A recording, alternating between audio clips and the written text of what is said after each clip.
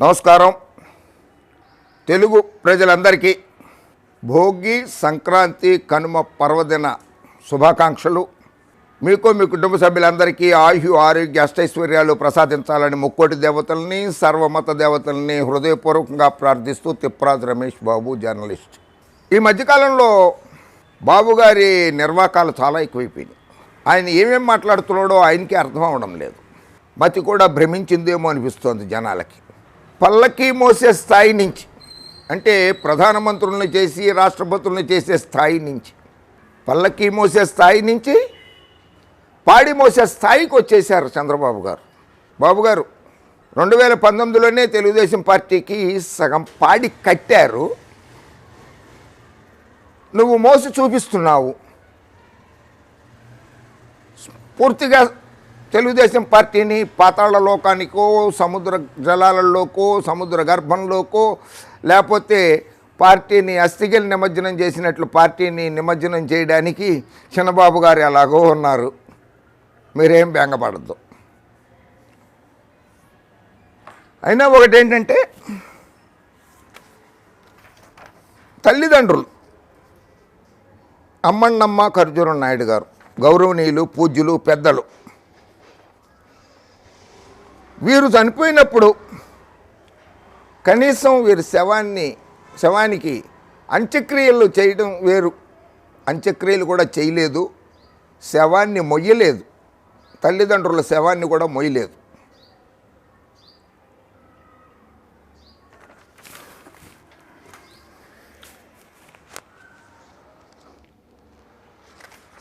కూతురునిచ్చిన మామగారు విశ్వవిఖ్యాత నట సార్వభౌమ నటరత్న డాక్టర్ పద్మశ్రీ నందమూరి తారక రామారావు గారు,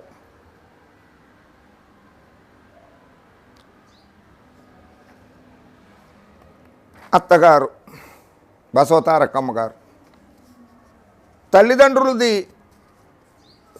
పాడి మొయ్యకపోయినా అత్తగారి పాడి మోసి రుణమన్నా తీర్చుకుంటా ఉంటే ఆ పని చేయలేదు. ఆ తర్వాత విశ్వవిఖ్యాత నట సార్వభౌమ నటరత్న డాక్టర్ పద్మశ్రీ నందమూరి తారక రామారావు గారు నువ్వు పెట్టిన బాధలకి, మానసిక క్షోభతో, నువ్వు పొడిచిన వెన్నుపోటుకి కృంగి మరణిస్తే ఆయన శవాన్ని కూడా నువ్వు మోయలేదు.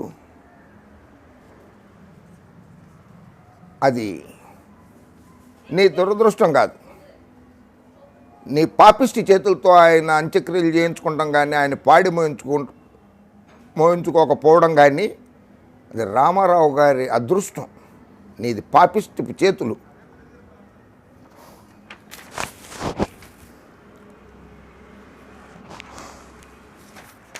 ఇది ఆ మొహంలో కళ చూడు, ఆ నందమూరి తారక రామారావు గారు ఎంత బాగుంటారో చూడు. సరే, హత్యల్ని నేను ప్రోత్సహించను, హత్యలకి నేను చాలా వ్యతిరేకిస్తుని, హత్యలకు నువ్వు కూడా వ్యతిరేకమే కాదని ఎవరు అనరు బాబు. కోడెల శివప్రసాద్ గారు చనిపోయినప్పుడు ఆయన అంత్యక్రియలకు వెళ్ళావు కదా, ఆయన పాడి మోసావా? మొయ్యలేదు కదా. ఇదిగో ఆవిడ అలా కన్నీరు మున్నీరు ఏడుస్తూ ఉంటే ఒక్కసారి అన్నా ఓదార్చావా బాబు? నువ్వు ఓదార్చలేదు. చూడు, నీకంటే వయసులో పెద్దవాళ్ళు ఎంతోమంది వచ్చారు, ఎంతోమంది ఓదార్చారు. నీది ఒక రాతి గుండె బాబు, నీది రాతి గుండె.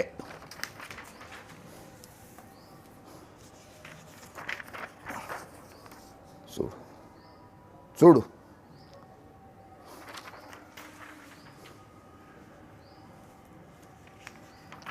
చూడు, నీ దొంగ చూపు చూడు ఎట్లా చూస్తున్నావో.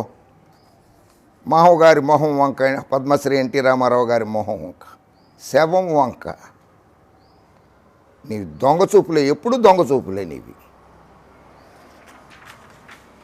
గోదావరి నది పుష్కరాలలో నువ్వు నీ కుటుంబము సినిమా షూటింగ్ చేసుకుంటా ఉంటే 27 మంది చనిపోయారు. చూడు, 27 మంది చనిపోయారు కదా. ఒక్కళ్ళ శవాన్నైనా మోసావా? సానుభూతి చూపించావా? అది వాళ్ళ దురదృష్టం అన్నావు ఇంకా మీద నుంచి.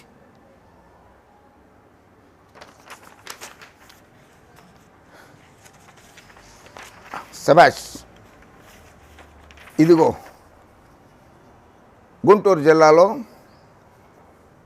చంద్రయ్య గారి మృతదేహాన్ని ఇలా మోసావు. కుప్పంలో ఇల్లు కట్టుకుంటానంటున్నావు కదా, శభాష్. తాడేపల్లిగూడెంలో అద్దెంట్లోనూ అక్రమ కట్టడంలోనూ నివాసం ఉన్నావు. హైదరాబాద్లో స్వగృహం ఉంటే హైదరాబాద్ నుంచి తరిమేశారు. అయినా సిగ్గు శరణం లేకుండా ఇక్కడ తెలంగాణలోనే పడి ఉంటున్నావు. కుప్పం ప్రజలు పెళ్ళును లెంపకాయ కొట్టేసరికి పంచాయతీ ఎలక్షన్లో, మున్సిపల్ ఎలక్షన్లో, జడ్పీటీసీ ఎలక్షన్లో ఇటు వాయించేసరికి అక్కడ ఇల్లు కడతానని చెప్పి ఆ ప్రజల్ని మభ్యపెడుతున్నావు. ఇది శవ రాజకీయం. నువ్వు చేసేది శవ రాజకీయం బాబు.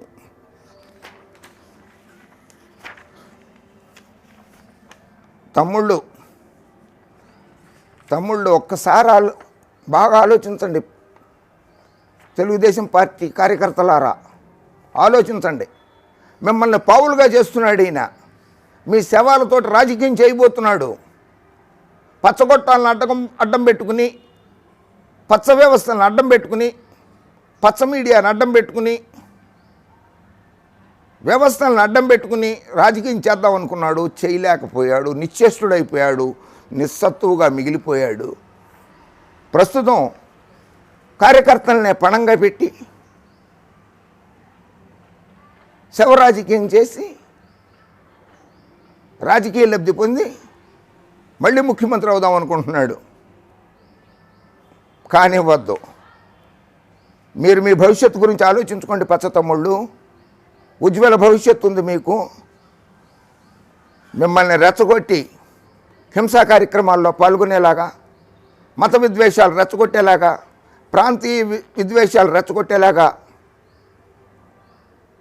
కులాల మధ్య చిచ్చు పెట్టేలాగా మిమ్మల్ని రెచ్చగొడుతున్నాడు ఈ మోసకారి. చంద్రబాబు కబంధ హస్తాల్లో చిక్కుకోవద్దున్న కార్యకర్తలారా.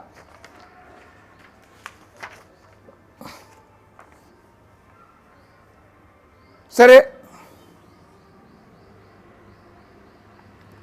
పల్లకి మోసే స్థాయి నుంచి పాడి మోసే స్థాయికి తీసుకొచ్చిన జగన్, వైఎస్ రాజశేఖర రెడ్డి గారి కుమారుడు వైఎస్ జగన్మోహన్ రెడ్డి మొనగాళ్లకు మొనగాడు.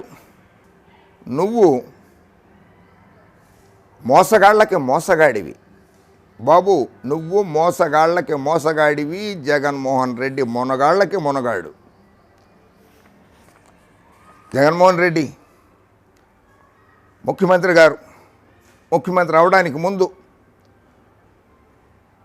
కాంగ్రెస్ అధ్యక్షురాలు సోనియా గాంధీ, కాంగ్రెస్ వర్కింగ్ ప్రెసిడెంట్ రాహుల్ గాంధీ, నీతోటి చంద్రబాబు నాయుడు, నీతోటి కిరణ్ కుమార్ రెడ్డి గారితో, రోసయ్య గారితో, పవన్ కళ్యాణ్ తోటి, సిపిఐ నారాయణ గారితో, సోము వీర్రాజు గారితో, సిబిఐ అధికారులతోటి, చంద్రజ్యోతితోటి, ఆనాడు దినపత్రికతోటి, 9 టీవీతోటి, 5 టీవీతోటి కుట్రలు, కుతంత్రాలు, న్యాయ దేవతతో కూడా పోరాడాడు వైఎస్ జగన్మోహన్ రెడ్డి. అయినా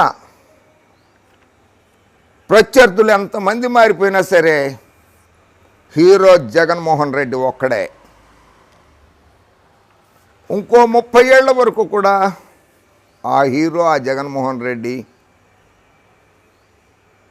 దేశ ప్రజలకి, రాష్ట్ర ప్రజలకి సేవ చేస్తూనే ఉంటాడు. నీలాగా మాయమాటలు, కళ్ళబొల్లి కబుర్లు చెప్పడు వైఎస్ జగన్మోహన్ రెడ్డి.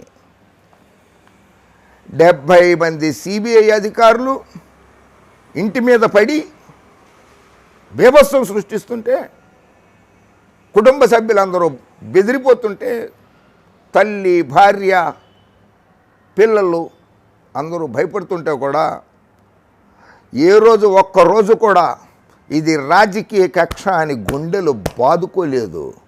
గుండెని రాయిలాగా చేసుకున్నాడు, నిబ్బరంగా ఉంచుకోగలిగాడు వైఎస్ జగన్మోహన్ రెడ్డి. ఎవరు ఎన్ని ఇబ్బందులు పెట్టినా సరే ఎదుర్కొన్నాడు, పోరాడాడు. నీలాగా ఏడవలేదు. ఎక్కడ ఏడుపే లేదు. జగన్మోహన్ రెడ్డి ఏడిచాడు. జగన్మోహన్ రెడ్డి డెఫినెట్లీ ఏడిచాడు. నేను అవునంట 100కి 100 పాళ్ళు కూడా జగన్మోహన్ రెడ్డి గారు ఏడిచాడు. ఎక్కడ ఏడిచాడో తెలుసా? రాజశేఖర రెడ్డి గారు చనిపోయినప్పుడు ఆ రాజశేఖర రెడ్డి గారి మరణాన్ని తట్టుకోలేక కొంతమంది గుండెకి మరణిస్తే, కొంతమంది ఆత్మ బలిదానాలు చేసుకుంటే అటువంటి వాళ్ళని ఓదార్చడానికి, పరామర్శించడానికి ఇళ్ళకి వెళ్ళాడే. ఆ రోజు నాడు ఆ ఇళ్లల్లో బాధితుల కుటుంబాల ఇళ్లల్లో ఏడ్చాడు జగన్మోహన్ రెడ్డి. నీ నీచ నికృష్ట దౌర్భాగ్య లుచ్చే లఫంగే పరిపాలన, అవినీతి పరిపాలన చూసి 3640 కిలోమీటర్లు పాదయాత్ర చేస్తూ ప్రజలు పడుతున్న కష్టాలను చూసి ఏడ్చాడు జగన్మోహన్ రెడ్డి. నన్ను అణగదొక్కే కుట్రని ఒక్కరోజు కూడా జగన్మోహన్ రెడ్డి అనలేదే. నువ్వు అన్నావు చూడు, నన్ను చంపేయండి అని పబ్లిక్గా అడుగుతున్నావే, నిన్నెవరు చంపుతారు? అబ్బా పాపి చిరాయువు.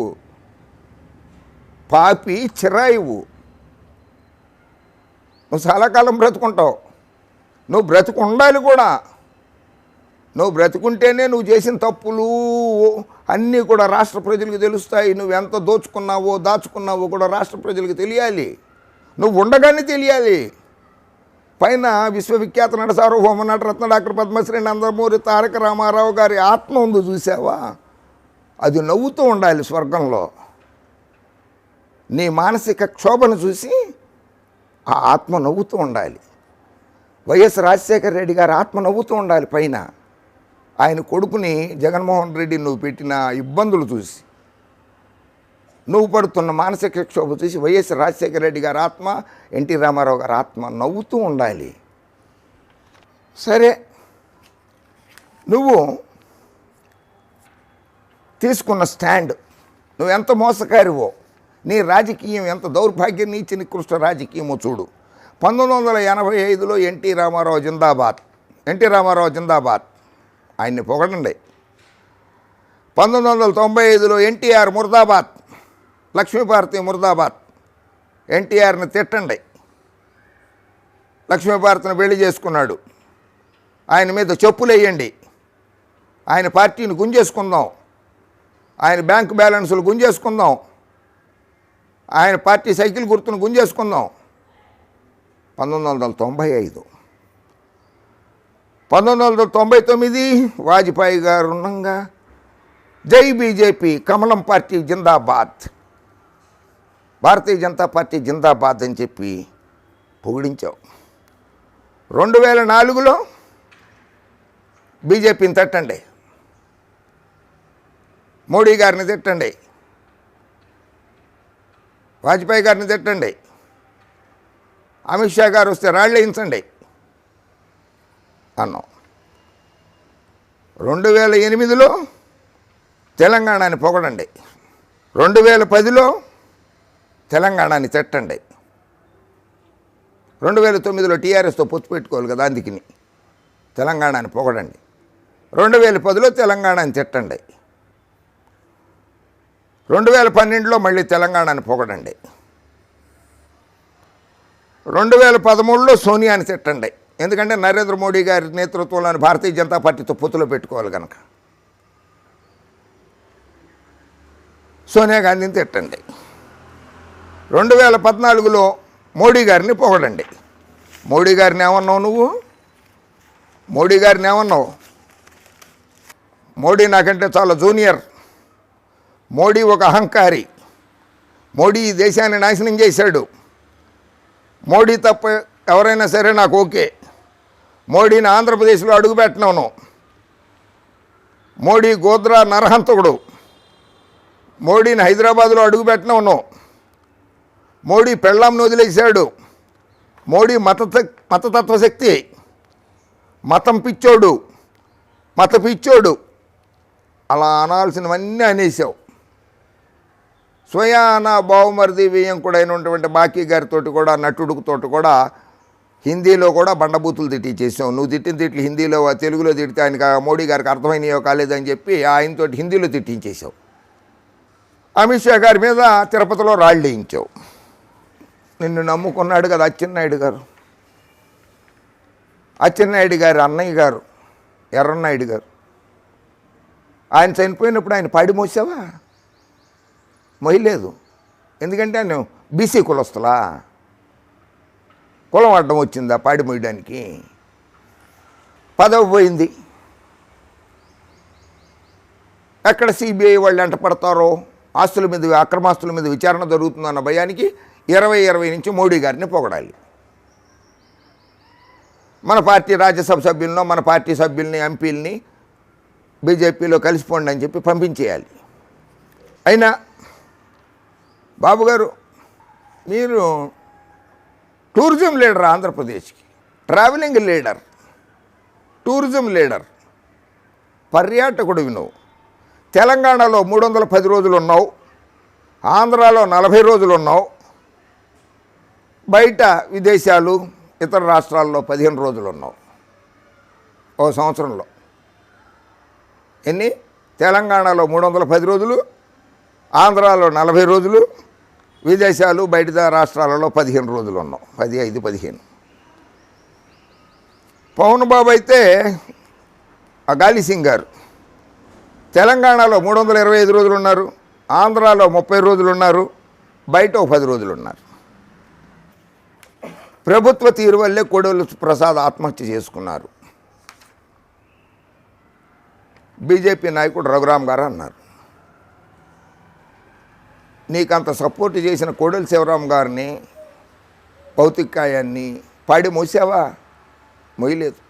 శభాష్ జగన్మోహన్ రెడ్డి.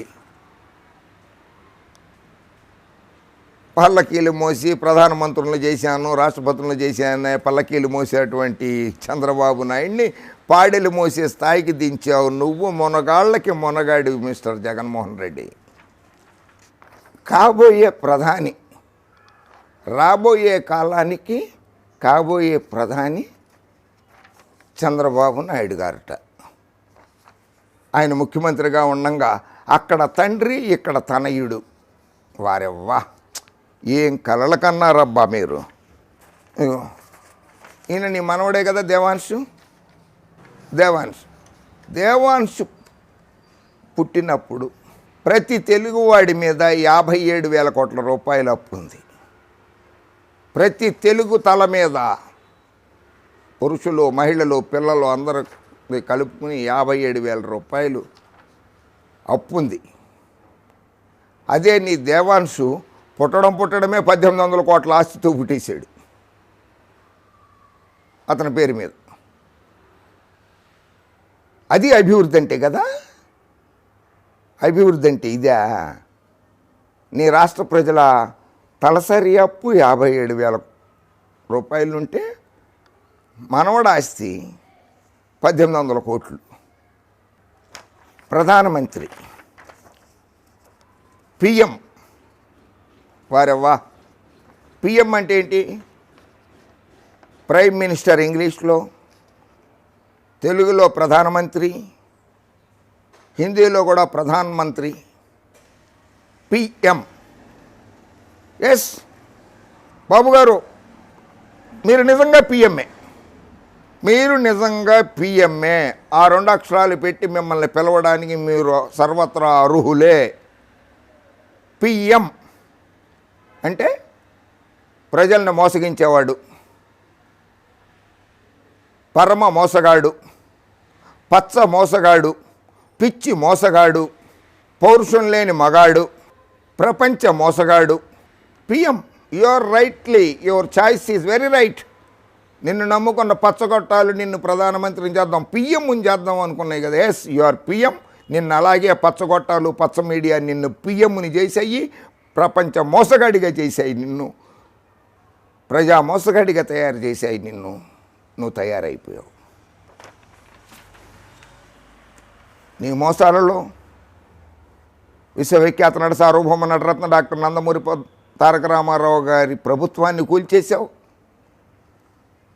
తెలంగాణలో ప్రజానేత, ఉద్యమ నేత, తెలంగాణ గాంధీ కేసీఆర్ గారి ప్రభుత్వాన్ని కూల్చడానికి కుట్రలు చేశావు.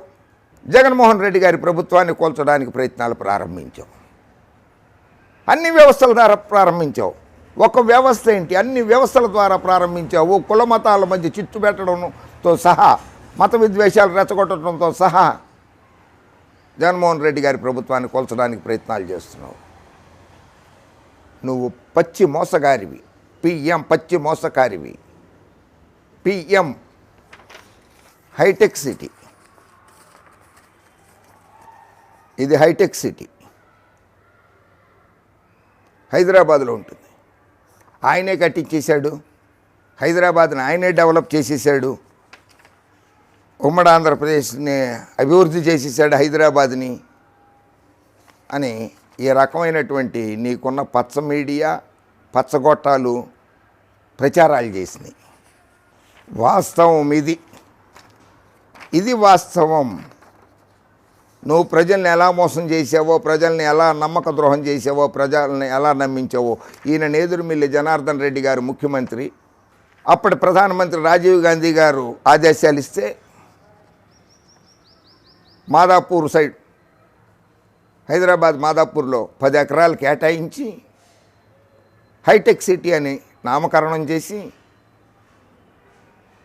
9.5 కోట్ల రూపాయలు మంజూరు చేసి హైటెక్ సిటీని ప్రారంభించారు. ఇదిగో ఇక్కడ సాక్ష్యాధారాలు.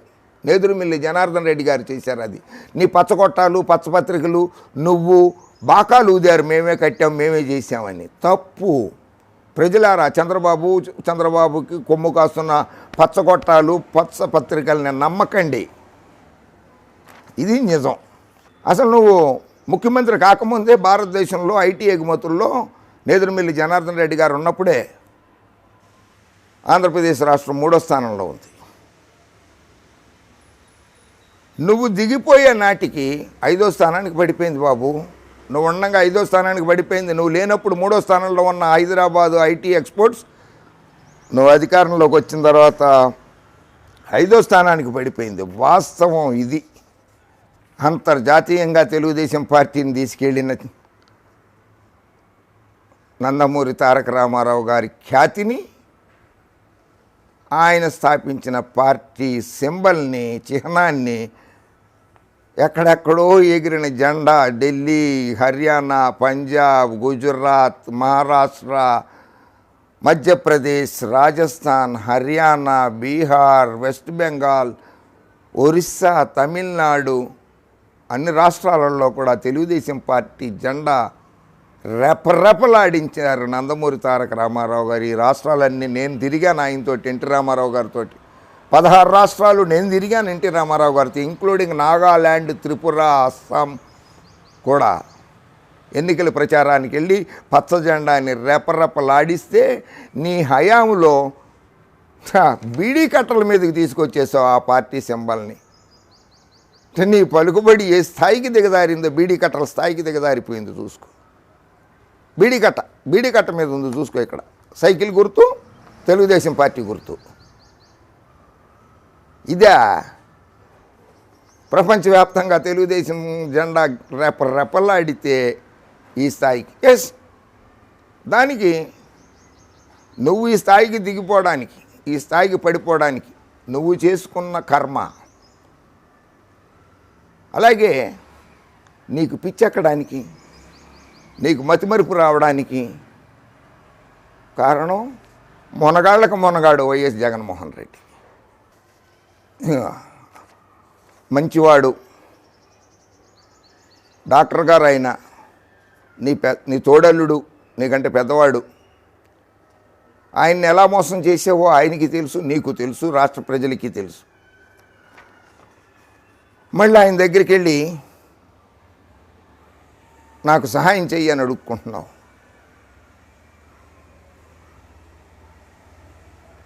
మరి నీలాంటి మోసకారికి సహాయం చేస్తారో చేయరో అది నాకైతే తెలియదు. కానీ నువ్వు మాత్రం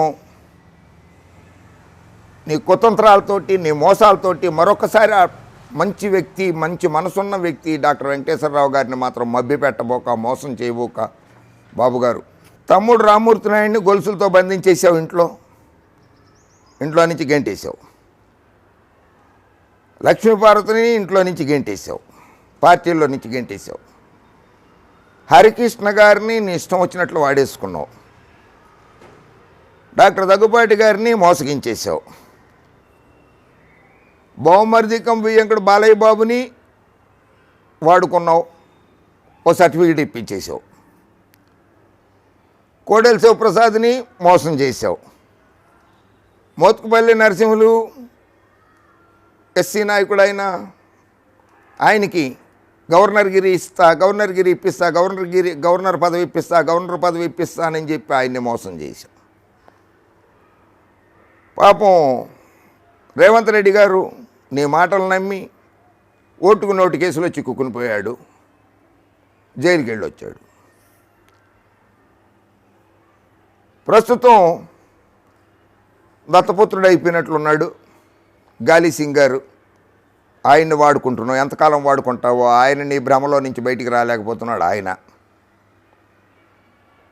వెంకటేశ్వరరావు గారిని వాడుకున్నావు, ఆయన్ని బలిపశం చేసేసావు. మంచి పోలీస్ అధికారి ఆయన్ని వాడుకున్నావు, ఆయన్ని బలిపశం చేసేసావు. ప్రముఖ సినీ నటుడు, నిర్మాత మోహన్ బాబు గారిని ఎలా వాడుకున్నావో ఆయనే చెప్పేశాడు, మోహన్ బాబు గారే చెప్పారు. ఆయన్ని వాడుకున్నావు, వదిలేసావు. నువ్వెంత దుర్మార్గుడువో మోహన్ బాబు గారు కూడా చెప్పేశారు. గరుడు శివాజీ గారు ఉన్నారు, వాడుకున్నావు. ఆయన దొరికిపోయాడు, కేసులలో ఇరుక్కుపోయాడు, తప్పించుకోలేకపోతున్నాడు.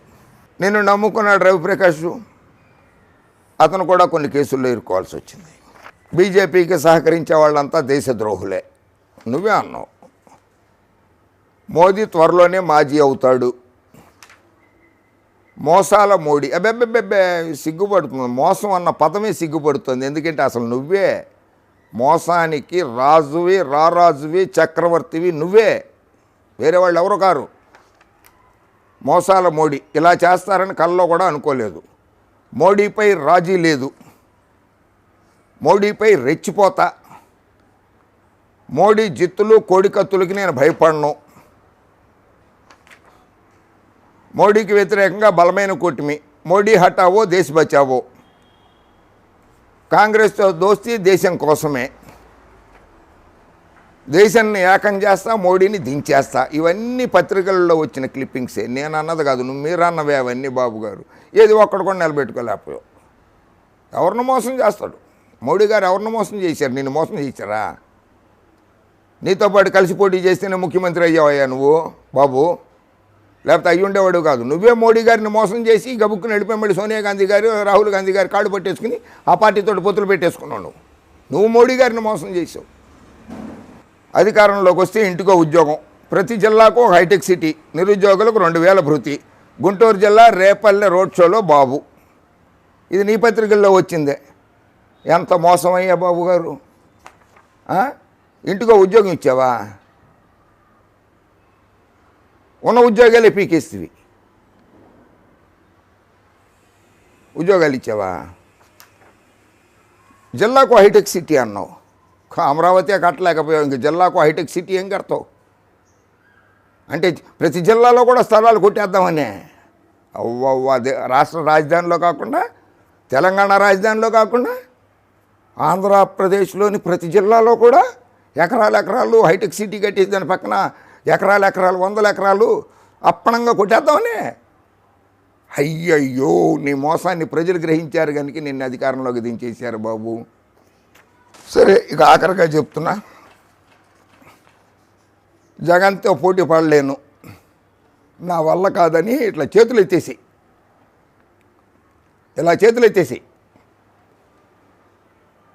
వేసుకుని హరిద్వారు, రిషికేశు, కేదార్నాథ్, బద్రీనాథులు ఉన్నాయి కదా, అక్కడెక్కడన్నా మంచి స్థలం చూసుకో. ల్యాంకో హిల్స్, రాజగోపాల్ గారి దగ్గర బోర్డు స్థలం ఉంది, ఎకరాలు ఉన్నాయి అక్కడ. ఆయన దగ్గర కూడా లీజుకు తీసుకోవచ్చు, లేకపోతే కొనుక్కోవచ్చు. కుప్పంలో ఇల్లు కట్టుకునే బదులు అక్కడికి వెళ్ళిపోయి ఆశ్రమం కట్టుకుని రామ రామ అంటే ఎన్టీ రామారావు గారి ఆత్మ కూడా శాంతిస్తుంది, భగవంతుడు రాముడు కూడా తృప్తి పడతాడు. రామ రామ హరే రామ రామ రామ అనుకుంటూ భజన చేసుకో. తెలుగు ప్రజల్ని మాత్రం హింసించబోక, మోసకారి మాటలతోటి మాయ మాటలతోటి మతి భ్రమించిన మాటలతోటి మభ్యపెట్టబోక. దయచేసి ప్రజాసేవ చేయాలనుకుంటే అక్కడికి వెళ్ళిపో. అక్కడి నుంచి నీ మనసు మార్చుకో, నీ దృక్పథం మార్చుకో, అన్నీ మార్చుకుని నీ పుత్రరత్నానికి సూచనలు ఇచ్చి పార్టీ నడిపించుకో. ఆ విధంగా ప్రజాసేవ చేయి. ఓకే, మళ్ళీ కలుస్తా. జై హింద్. మీకు మీ కుటుంబ సభ్యులకి, బాబుగారు మీకు మీ కుటుంబ సభ్యులకి సంక్రాంతి శుభాకాంక్షలు. మీరంటే నాకు చాలా గౌరవం, మీరంటే చాలా అభిమానం కూడా. నా మీద కోపం తెచ్చుకోవద్దే. Okay, bye.